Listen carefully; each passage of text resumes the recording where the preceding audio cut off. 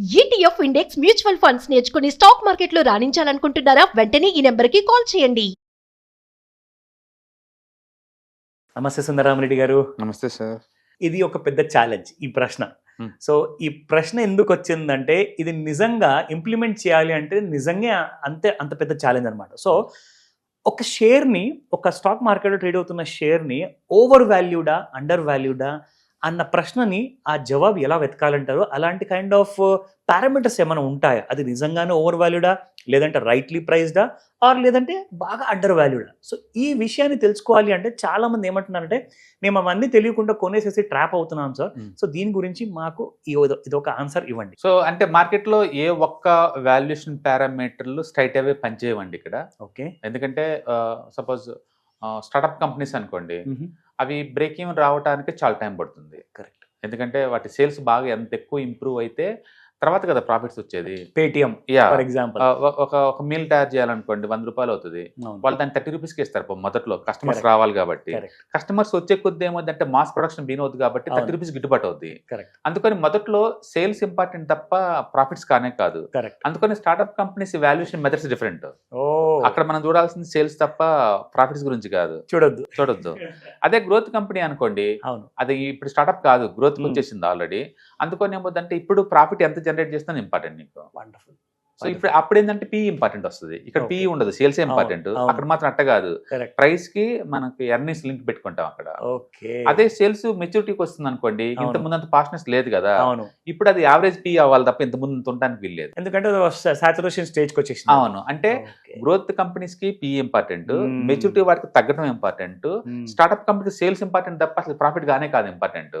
అంటే ఒక్క స్టేజ్ లో ఒక్కొక్క వాల్యుయేషన్ మారుతుంది. బట్ ఎక్కువ మంది తీసుకునే వాల్యుయేషన్ ఏంటంటే enterprise value divided by EBITDA margin తీసుకుంటారు అనమాట. EV divided by EBITDA margin. ఇప్పుడు దీంట్లో ఏంటంటే ఎంటర్ప్రైజ్ వాల్యూ అనుకుంటే original value of the company అనమాట. ఇది ఎలా చూస్తారంటే మనం మామూలుగా మార్కెట్ క్యాపిటలైజేషన్ అని చూస్తాము, అది చూసి ఈ కంపెనీ వర్త్ ఎంత అనుకుంటాం. కాదు, అది లైవ్ మార్కెట్ లో ఈ రోజు పబ్లిక్ ఉన్న మూడుని బట్టి డిసైడ్ చేసిన ప్రైస్ అది. రేపొద్దున మళ్ళీ పెసిమిస్టిక్ మూడ్ వచ్చింది అనుకోండి, 1,00,000 కోట్లు మళ్ళీ పడిపోతుంది ఆటోమేటిక్ గా. మళ్ళీ మరుసటి రోజు ఆప్టిమిస్టిక్ మూడ్ అనుకోండి, మళ్ళీ పెంచుతా ఉంటారు. అందుకని అది రియలిస్టిక్ వాల్యూ ఇవ్వదు అనమాట. బట్ మార్కెట్ క్యాపిటలైజేషన్ ప్లస్ వాళ్ళు తీసుకున్న అప్పులు ఏదైనా ఉందనుకోండి, అవి కూడా క్లియర్ చేయాలి కదా. అది కూడా యాడ్ చేయాలా, యాడ్ చేసేసుకొని బ్యాంకులో ఏదైనా క్యాష్ ఉంటే అది మైనస్ చేసామనుకోండి, అప్పుడు వచ్చే వాల్యూని మన ఎంటర్ప్రైజ్ వాల్యూ అంటే. కరెక్ట్. ఎందుకంటే లైబిలిటీస్ సమ్ టైమ్స్ అది డ్రాగ్ కూడా చేస్తుంది బాగా. సో కంపెనీస్ లో లైబిలిటీస్ అన్న బర్డన్ ఎంత తగ్గితే ఎంత బెటర్ అనమాట. 100% మనకు ఆ స్టాక్ లో ఫ్యూచర్ అనేది బాగుంది. అవును. అందుకని ఇది ఎంటర్ప్రైజ్ వాల్యూ ఎలా వస్తుంది మనకంటే market capitalization plus total debt minus వాళ్ళ దగ్గర ఏదైనా క్యాష్ ఉంటే ఆ ఫిగర్ ఇది వస్తుంది అనమాట. అంటే ఇది రియల్ గా కంపెనీ వర్త్ ఎంత అనేది ఈ పారామీటర్ చెప్పింది అనమాట. ఇప్పుడు రెండోది ఎబిటా మార్జిన్ అన్నాం అనుకోండి, ఎర్నింగ్ బిఫోర్ అనమాట. Earning before tax and depreciation and amortisation ముందనమాట. అంటే ఒరిజినల్ గా profit margin, operation profit margin ఎంత వస్తుందో చెప్పింది అనమాట. ఇది గ్రాస్ లో చూపిస్తుంది. కాబట్టి ఎబిటా మనం ఎలా చెప్పచ్చు అంటే రెవెన్యూ మైనస్ ఆపరేషనల్ ఎక్స్పెండిచర్స్ చెప్పచ్చు. ఓకే, ఈ రెండింటి మధ్య మిగిలిందాన్ని ఎబిటా అంటారు. అంటే ఇప్పుడు అది డివైడెడ్ బై ఇది చేసాం అనుకోండి, అంటే enterprise value divided by EBITDA మనం చేసాం అనుకోండి, అప్పుడు నీకు వచ్చిందంటే ఈ కంపెనీ ప్రాఫిట్స్ ద్వారా మన డబ్బులు మనం మేక్ చేయాలంటే ఎంత టైం పట్టింది అని చెప్పింది అనమాట. కరెక్ట్, ఒక క్లారిటీ వస్తుంది. అందుకని ఈవీ డివైడెడ్ బై ఎబిటా అనేది one of the golden parameter లో. ఇది ఓవర్ ఎక్స్పెన్సివ్ ఉందా అంటే చీపర్ గా ఉంది. ఎక్కువ సందర్భాల్లో ఇది మనకు సూట్ అవుతుంది అనమాట. ఓకే, ఫర్ ఎగ్జాంపుల్ ఇక్కడ ఎగ్జాంపుల్ కింద నేను అల్ట్రాటెక్ వర్సెస్ స్టార్ సిమెంట్ చెప్తున్నాను. మార్కెట్ క్యాపిటలైజేషన్ అల్ట్రాటెక్ అయితేనేమో ఆల్మోస్ట్ 3 లక్షల కోట్లు ఉంది, అండ్ స్టార్ సిమెంట్ అయితేనేమో 7,000 కోట్లు ఉంది. అండ్ టోటల్ డెట్ ఏమో అల్ట్రాటెక్ అయితే 10,000 కోట్లు ఉంది, అండ్ స్టార్ సిమెంట్ కి అయితే 129 ఉంది, చాలా తక్కువ ఉంది. చాలా తక్కువ. ఇప్పుడు అదే క్యాష్ హోల్డింగ్ దీనికైతే 780 ఉంది అల్ట్రాటెక్ కి, అండ్ స్టార్ సిమెంట్ కి అయితే 97 ఉంది.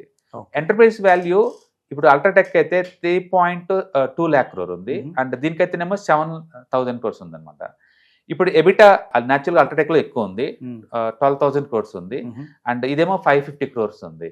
ఇప్పుడు కనుక మనం ఎబిటా డివైడెడ్ బై ఈవీ పెట్టామనుకోండి, అల్ట్రాటెక్ సిమెంట్ దగ్గర 25 times వస్తుంది. అంటే ఎంటర్ప్రైజ్ వాల్యూస్ తో పోల్చుకుంటే ఇది earnings before tax and depreciation ఎంత అంటే 25 times. ఇండస్ట్రీ యావరేజ్ వచ్చి 14. ఇది ఎక్స్పెన్సివ్, చాలా ఎక్స్పెన్సివ్. అదే మా స్టార్ సిమెంట్ అనుకోండి, ఎంటర్ప్రైజ్ వాల్యూ 7,000 crores, అంటే వీళ్ళకి ఎబిటా వచ్చేకల్లా 550 ఉంది, అంటే ఇది 13 టైమ్స్ వస్తుంది, అంటే ఇండస్ట్రీ యావరేజ్ కన్నా ఇంకా చీపర్గా ఉంది. Correct, very true. సో ఇది గోల్డెన్ పారామీటర్ చాలా బాగా పనికి వస్తుంది. అందుకే చాలా దానికని- మంది ఈవీబై అంటే ఎబిటా వాడుతూ ఉంటారు బయట వాళ్ళు. ఓవర్ వాల్యుయేషన్ అనేది ఎంత తక్కువ ఉంటే మంది అంత అండర్ వాల్యుయేషన్ ఉన్నట్లు లెక్క అనమాట. ఈ ఫిగర్స్ ఏంటంటే సేమ్ ఇండస్ట్రీతో కంపేర్ చేస్తారు, అన్నిటితో కాదు. ఓకే, సిమెంట్ ఇండస్ట్రీ తీసుకున్నాం అనుకోండి, సిమెంట్ వాటితోనే కంపేర్ చేసుకోవాలా. ఓకే, బట్ అన్ఫార్చునేట్లీ దీన్ని మీరు విడిగా అక్కడే వాడకూడదు, ఓకే. ఎందుకంటే లార్జ్ క్యాప్ వాల్యుయేషన్ వేరే ఉంటుంది, మిడ్ క్యాప్ కంపెనీస్ వేరే వాల్యుయేషన్ ఉంటుంది, స్మాల్ కి వేరే వాల్యుయేషన్ ఉంటుంది. ఎందుకు ఈ వాల్యుయేషన్ అంటే స్టేబుల్ ఇన్కమ్ లో తేడా వస్తుంది కాబట్టి. ఓకే. అందుకని వీటిని మనం విడిగా ఒక్కదాన్ని ఐసోలేట్ గా వాడకూడదు, వేరే పారామీటర్ తో కలిపి వాడుకున్నట్టు వల్ల అంటే మనకి క్లారిటీ వస్తుంది. అంటే స్టాక్ మార్కెట్ లో ఒక సింగిల్ పారామీటర్లు ఎప్పుడు పనిచేయవు. Okay. But still with in the ఇండస్ట్రీల వరకు అయితే ఈవీ బై ఎబిటా మార్జిన్ తక్కువలో దొరుకుతుందో వాటిని తీసుకోవటం వల్ల ఏంటంటే నీకు సేఫ్టీ దొరికింది. పెరగపోవచ్చు ఏమో కానీ ఫుల్ సేఫ్టీ. ఇప్పుడు మనం చూసే టెక్స్టైల్స్ ఇండస్ట్రీ మొత్తం మీద రెమండ్ ఎస్ఎల్ అవును, అది lowest EV by EBITDA margin అనమాట. ఓకే. అది నీకు 13కే దొరుకుతుంది. అంత చీప్గా ఒక టెక్స్టైల్ కంపెనీ కూడా లేదు. So that's కాబట్టి interesting. మనం దాని మీద ఫోకస్ చేయొచ్చు అనమాట. అట్లా అయితే ఈ పారామీటర్ ఎల్లోని విడిగా చూస్తావా అంటే లేదు. ఆర్ఓఈగా చూసుకోవచ్చు, పిఈ చూసుకోవచ్చు, ఆర్ఓసి చూసుకోవచ్చు, ఆర్ఓఐసి చూసుకోవచ్చు. ఇలాంటి వాల్యుయేషన్ పారామీటర్ మనం ఏమన్నా చూసుకోవచ్చు, బట్ విడిగా వాడకూడదు. ఓకే, విడిగా మనం వాడకూడదు. కానీ దీని గురించి సరైన నాలెడ్జ్ పూర్తిగా అన్నట్టుగా లైక్ లిటరల్ గా ఒక్క పారామీటర్ లో కూడా ఒక చిన్న తప్పు జరగకుండా యూ హ్యావ్ టు కేర్ఫుల్లీ పరీక్షించేసి అప్పుడే పెట్టుబడి పెట్టడం బెటర్ అంట. సో దాట్ తర్వాత లిటరల్ గా లాసెస్ ని చూసుకుంటూ బాధపడే కంటే లేదంటే కింద పడినప్పుడు మళ్ళీ ఇంకా యావరేజ్ కి బదులు ఐ థింక్ ఈ పారామీటర్ ని ఫాలో చేస్తే అందుకనే ఇప్పుడు ఇండస్ట్రీ యావరేజ్ తో పోల్చుకుని టూ మచ్ గా డబుల్ త్రిబుల్ ఉన్నాం అనుకోండి, ఎంత మంచి కంపెనీ బెటర్ టు అవాయిడ్ అనమాట. ఎందుకంటే చాలా అబ్నార్మల్ వాల్యుయేషన్ అవుతుంది. అందుకని ఎక్కువ మంది ఎంటర్ప్రైజ్ వాల్యూతో పోల్చుకుంటారు ఎవిటాని. ఎంత తక్కువలో దొరికితే నువ్వు అంత సేఫ్టీ దొరుకుతారు లెక్క. Interesting. Yeah. Thank you very much for the information అండి. హాయ్, స్టాక్ మార్కెట్లో వాలటిలిటీకి దూరంగా ఉంటున్నారా? పోర్ట్ఫోలియోస్ అన్ని కూడా రెడ్లో ఉండి బ్లీడ్ అవుతున్నాయా? అంటే స్టాక్ మార్కెట్లో ఉండి సస్టైనబిలిటీ ఉన్న బిజినెస్ మోడల్ లాగా లేదా స్టాక్ మార్కెట్ లాంగ్ టర్మ్లో మంచి వెల్త్ క్రియేట్ చేసుకునేలాగా ప్లానింగ్స్ ఏమైనా ఉన్నాయా? అయితే అలాంటి వాళ్ళ కోసం ఈ ప్రోగ్రామ్ అండి.